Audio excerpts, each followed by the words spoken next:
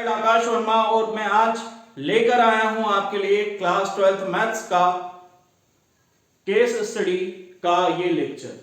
यहां पर हम देखेंगे कि एक पेपर में जो 3 केस स्टडी आती है वो किस टॉपिक से आती है और उसके कैसे क्वेश्चन आते हैं। तो हम यहां पर 3 केस स्टडी करेंगे। पहली केस स्टडी जो आती है एप्लीकेशन ऑफ डेरिवेटिव से आती है।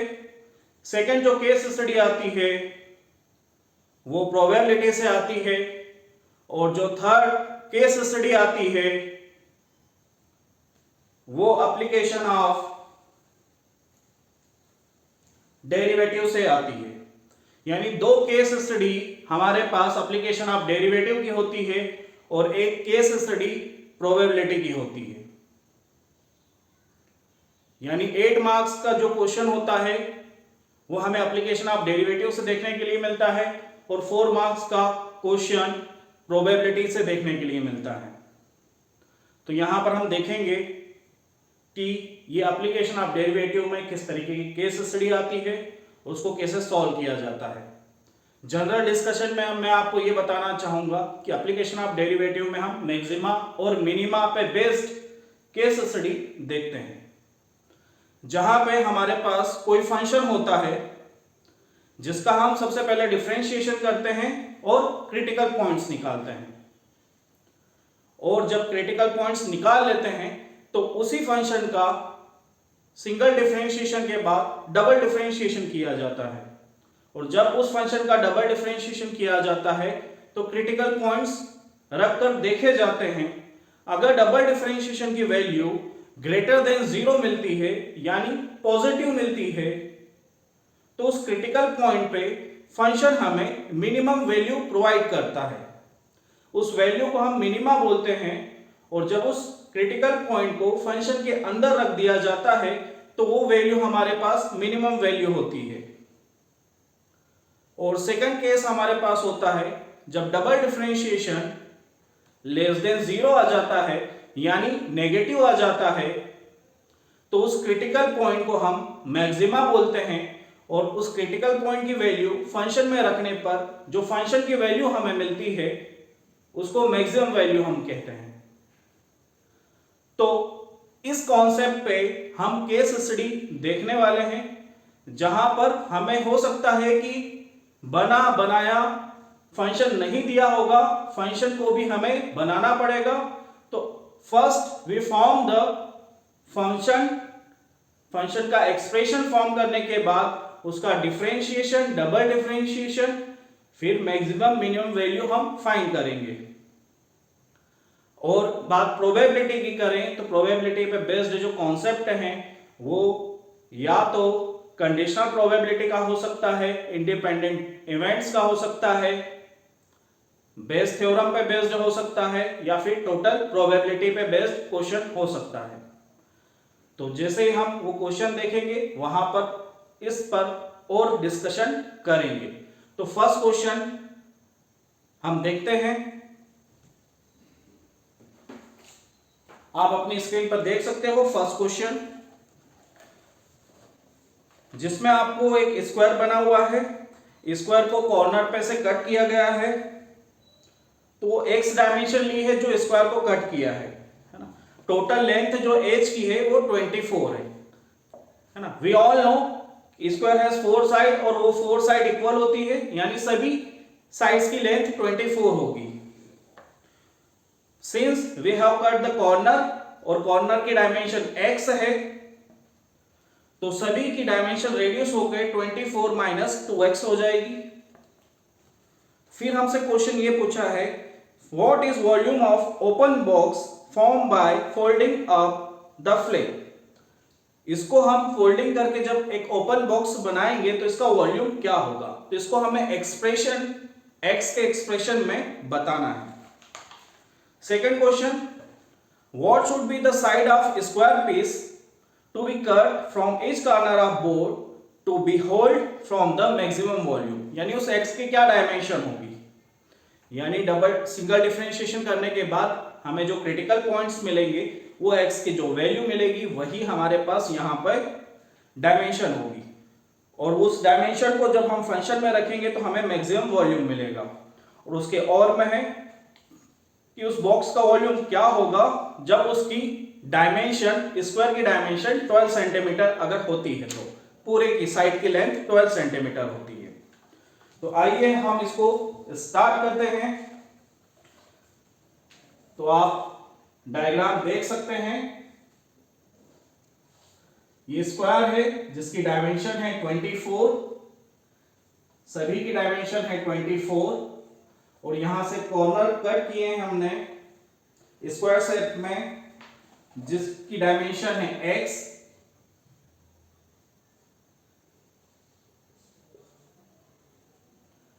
जो रेडियस डायमेंशन हमारे पास हो जाएगी 24 माइनस 2x। जब इसको फोल्ड करके हम एक ओपन बॉक्स बनाएंगे तो हमारे पास लेंथ और विड्थ तो 24 माइनस 2x होगी, लेकिन हाइट कितनी होगी? देखो ये फ्लिप होगा, ये वाला पोर्शन जो x वाला है, यानी हाइट हमारे पास x होने वाली है। तो हमें पता है कि वॉल्यूम क्या होता है, क्यूब का वॉल्यूम, क्यूबॉइड का वॉल्यूम होता है length multiply by width multiply by height. तो लेंथ और विड्थ तो 24 माइनस 2x होने वाली है, तो इसका स्क्वायर कर देता हूं मल्टीप्लाई बाय x। तो इस तरीके से हमारे पास वॉल्यूम आ गया।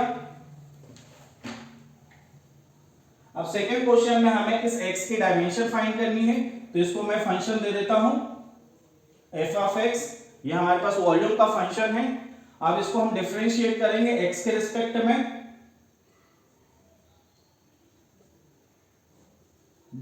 f डैश x या differentiation of f of x। अब देखो यहां पे जब हम डिफरेंशिएशन करेंगे तो इसको हम दो तरीके से कर सकते हैं, या तो आप प्रोडक्ट रूल से इसको कर सकते हो, या फिर इसको सिंगल फंक्शन बना के फिर डिफरेंशिएशन कर सकते हो। तो एज यू विश, जैसा करना चाहते हो वैसे कर सकते हो। तो फर्स्ट फंक्शन को एज इट इज हम रखते हैं, और सेकंड फंक्शन का डिफरेंशिएशन करने पे हमें 1 मिलेगा, प्लस सेकंड फंक्शन को एज इट इज रखा, फर्स्ट फंक्शन का डिफरेंशिएशन करने पर हमें मिलेगा 2, 24 माइनस 2x। अब इस 2x का डिफरेंशिएशन होगा -2। तो ये हमें सिंगल डिफरेंशिएशन मिल गया है, इसका स्क्वायर कर लेते हैं, या फिर इसको और सिंपलीफाई करना चाहे तो 24 माइनस 2x को कॉमन ले लेते हैं। तो अब हमें इनसाइड द ब्रैकेट मिलेगा 24 माइनस 2x माइनस 2, 2 माइनस 4 और x माइनस 4x। इसको और फर्दर सॉल्व करने पे f ऑफ डैश हमारे पास हो जाएगा 24 minus 2x, in next bracket we have 24 minus 6x। तो ऐसे हमें दो ब्रैकेट मिलेंगे। अब क्रिटिकल पॉइंट निकालने हैं तो इस सिंगल डिफरेंशिएशन को 0 के इक्वल रखेंगे। तो यहां से हमारे पास वैल्यू आएगी x की, तो यहां पे हमारे पास दो वैल्यू आ रही है, एक तो 24 डिवाइड बाई 2, तो x की वैल्यू आ जाएगी 12। सेकेंड केस में 4 आ जाएगी जब हम इसको सॉल्व करेंगे। अब हम देखते हैं कि इन दोनों क्रिटिकल पॉइंट में से हमारे पास x की कौन सी वैल्यू होगी, मैक्सिमम वॉल्यूम कौन प्रोवाइड करेगा। तो इसके लिए हमें क्या करना पड़ेगा, डबल डिफरेंशिएशन। तो यहां पे जो फंक्शन है इसका डबल डिफरेंशिएशन करते हैं, again product rule, 24 minus 2x, इसका डिफरेंशिएशन -6 प्लस 24 माइनस 6x, इसका डिफरेंशिएशन -2। अब इसको सॉल्व कर लेते हैं, -6 का 24 में करेंगे तो 144 आएगा, प्लस 12x, ये कितना हो जाएगा, माइनस का 48 प्लस का 12x। इन दोनों को ऐड करने पे हमें कितना मिलेगा, 180 एंड 12 192, 12 और 12 24x। आप x की वैल्यू जैसे 4 रखते हैं तो नेगेटिव मिलेगा, तो डबल डिफरेंशिएशन अगर नेगेटिव मिलता है तो ये वैल्यू मैक्सिमम होगी, यानी हमें इस पर क्या मिलेगा, मैक्सिमा मिलेगा। तो हमारे पास डायमेंशन क्या हो जाएगी, ये x की 4 हो जाएगी। अगर हम 12 यूज करते हैं तो देखो उससे भी देख लेते हैं, हमारे पास 240 से ज्यादा हो जाएगा, यानी पॉजिटिव वैल्यू मिलेगी, यानी x इक्वल टू 12 पे हमें मिनिमम वैल्यू मिलने वाली है। सो हम यूज करेंगे x इक्वल टू 4। ये हमारे पास सेकंड क्वेश्चन का सॉल्यूशन हो जाएगा। इसको एक बार नोट डाउन करिए, 10 सेकंड लीजिए आप राइट डाउन। आपके पास फंक्शन आ गया है, बाकी को रफ कर देता हूं मैं।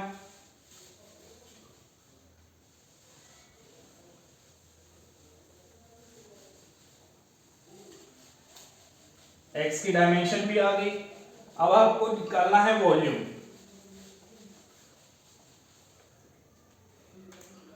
यानी थर्ड पार्ट है, आपको मैक्सिमम वॉल्यूम निकालना है। तो जब आप क्रिटिकल पॉइंट को वॉल्यूम के फंक्शन में रखोगे, तो आपको मैक्सिमम वॉल्यूम मिल जाएगा। क्रिटिकल पॉइंट है हमारे पास x इक्वल टू 4। तो 24 माइनस 8 स्क्वायर मल्टीप्लाई बाय 4, 16 का स्क्वायर 256 मल्टीप्लाई बाय 4, 256 का डबल 512 और इसका भी डबल 1024 सेंटीमीटर क्यूब। सेंटीमीटर में 3 डायमेंशन, तो वॉल्यूम की यूनिट होती है क्यूब में, तो ये सेंटीमीटर क्यूब हो गया। इसका और वाला क्वेश्चन ये था कि अगर डायमेंशन 20 ये होगा कि जो फ्लिपिंग लेंथ है वो ये 12 होगी। ये 12 कब होगी? जब ये कॉर्नर वाली डायमेंशन स्क्वायर की x की 6 होगी, है ना। तो x जब 6 होगा तो हमारे पास इसका वॉल्यूम कितना हो जाएगा? 24 minus 2 multiply bye 6 square multiply by 6, तो 12 स्क्वायर मल्टीप्लाई बाय 6 यानी 144 मल्टीप्लाई बाय 6। इसका अंदर मल्टीप्लाई करेंगे तो 14 6 840 एंड 24 864 सेंटीमीटर क्यूब। ये हमारे पास नया वॉल्यूम आने वाला है।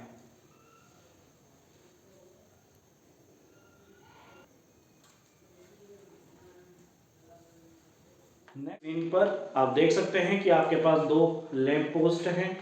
इन दोनों लैंप पोस्ट के बीच की जो डिस्टेंस है वो 600 फीट है।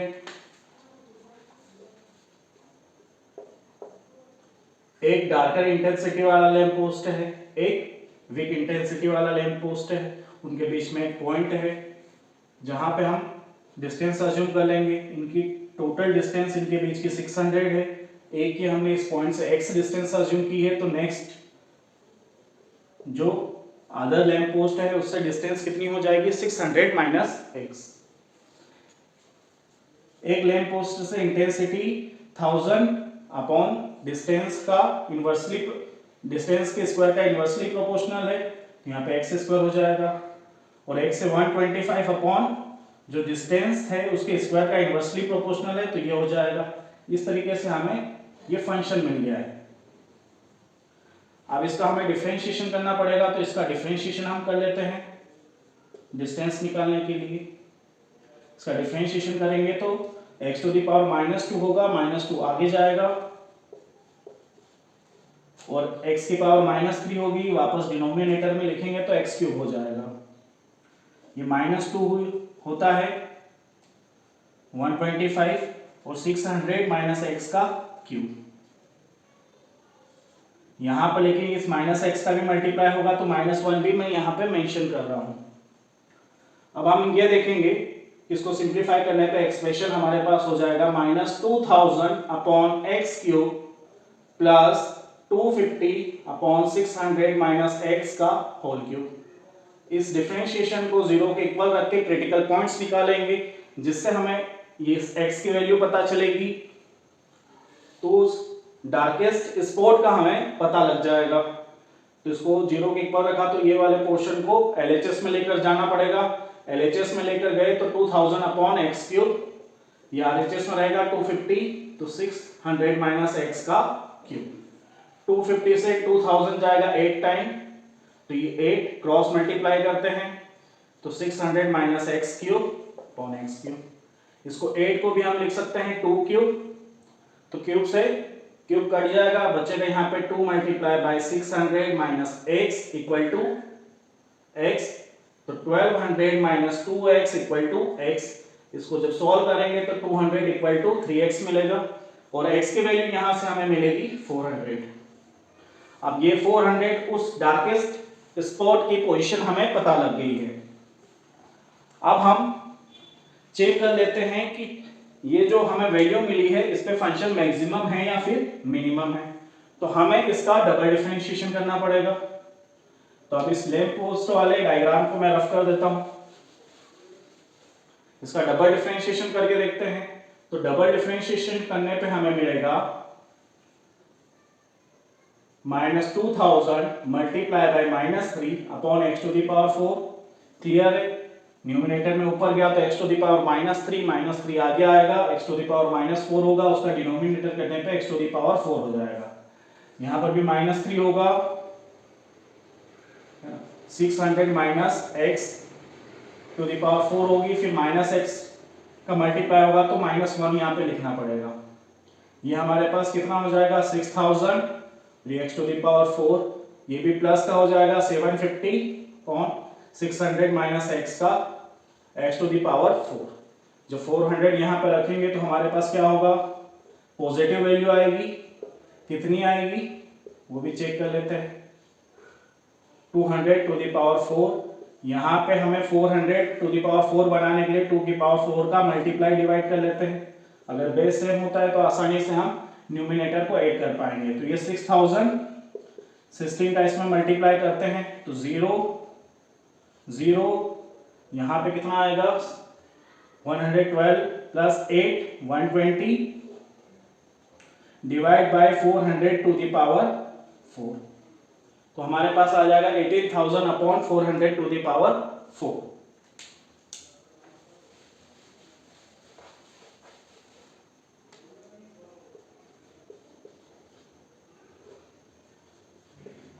इसको थोड़ा मैं इस तरीके से लिख देता हूं जिससे हम डिवाइड करेंगे तो आसानी से पता कर पाएंगे। तो ये 2 0 से 2 0 कट करते हैं, 1 0 से 1 0 कट करते हैं, फिर ये 2 से डिवाइड होगा 9 टाइम, ये 2 से डिवाइड होगा 20 टाइम। तो अब हमारे पास क्या बच गया 9 अपॉन ये कितना हो जाएगा 16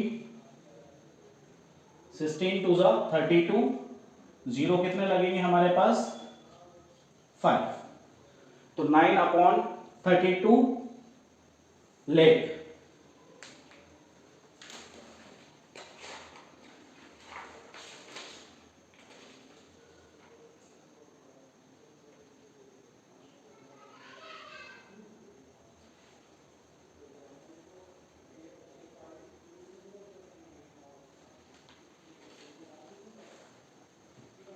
यहां से पॉजिटिव वैल्यू मिल रही है, इसका मतलब ये है कि जो x का हमें वैल्यू मिलेगी वो मिनिमम मिलेगी। तो अब हम फंक्शन की मिनिमम वैल्यू फाइंड आउट कर लेते हैं। x equal to 400 put up करके, अब पीछे वीडियो को रिवर्स करके देख सकते हैं।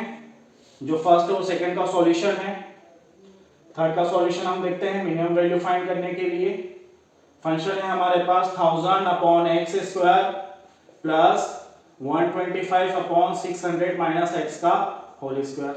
एक्स की वैल्यू हमें पुट अप करनी है 400, 1000 अपॉन 400 का स्क्वायर डायरेक्ट लिख देता हूं, 1,60,000 होगा। यहाँ पे 125 अपॉन 200 का स्क्वायर, तो ये 1000। देखो यहाँ पे 30 से 30 को कट करते हैं तो 160 बचेगा। यहाँ पे 125 अपॉन कितना आ जाएगा 40 होंगे तो 40,000 आ जाएगा। तो ये 120,000 को कितने टाइम कट करेगा 8 टाइम कट करेगा, तो मल्टीप्लाई बाय 8 लिख देते हैं। तो ये 1/60 प्लस 1/320। इसको सॉल्व करते हैं। इसको सॉल्व करने पे हमें क्या मिलेगा, इधर यहाँ पे 2 आ जाएगा, एलसीएम लेने पे 320, 2 प्लस 1, तो हमारे पास आंसर आएगा 3/320। ये एक्चुअल इंटेंसिटी होगी।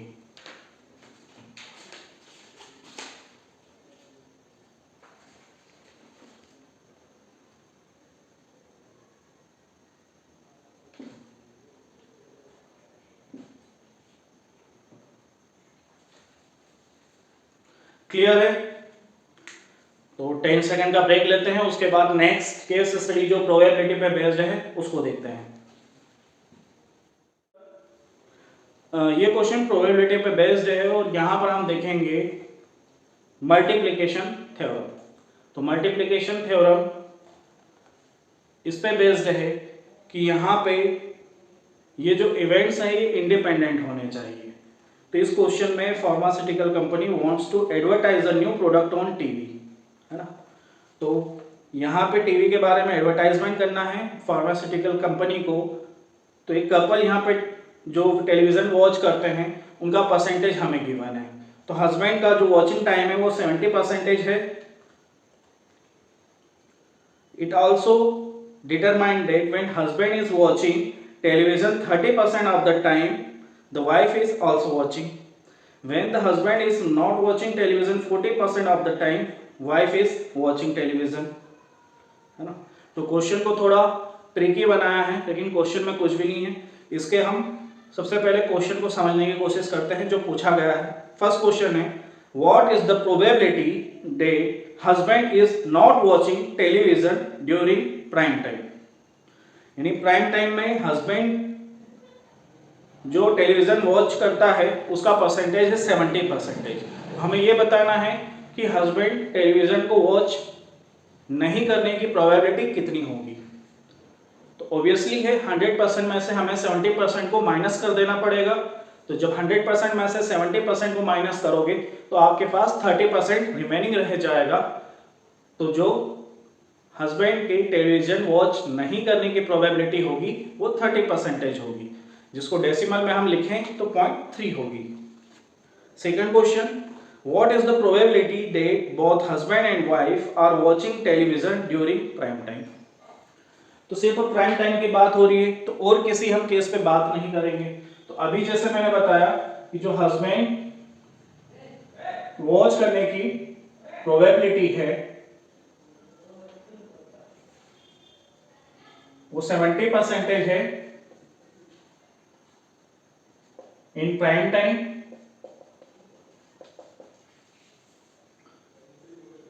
तो जैसे ये इवेंट हम E अज्यूम कर लेते हैं तो P ऑफ E की प्रोबेबिलिटी है 70%। तो जब हम P ऑफ नॉट E निकालेंगे यानी इसका कॉम्प्लीमेंट्री इवेंट निकालेंगे which is husband not watching television in prime time, तो वो आएगा 1 माइनस 70%, जिसको सॉल्व करने पे हमें मिलेगा 0.3। ये फर्स्ट क्वेश्चन का आंसर। सेकंड क्वेश्चन में ये बताना है कि husband and wife both are watching the television in the prime time, यानी हमें इन दोनों का इंटरसेक्शन फाइंड करना है हस्बैंड और वाइफ का। दोनों एक इंडिपेंडेंट इवेंट हैं तो इनका जो प्रोबेबिलिटी होगा, जैसे हस्बैंड ने पहले वॉच किया और फिर वाइफ वॉच करेगी, तो इनके दोनों की इंडिविजुअल प्रोबेबिलिटी के प्रोडक्ट के इक्वल होगा।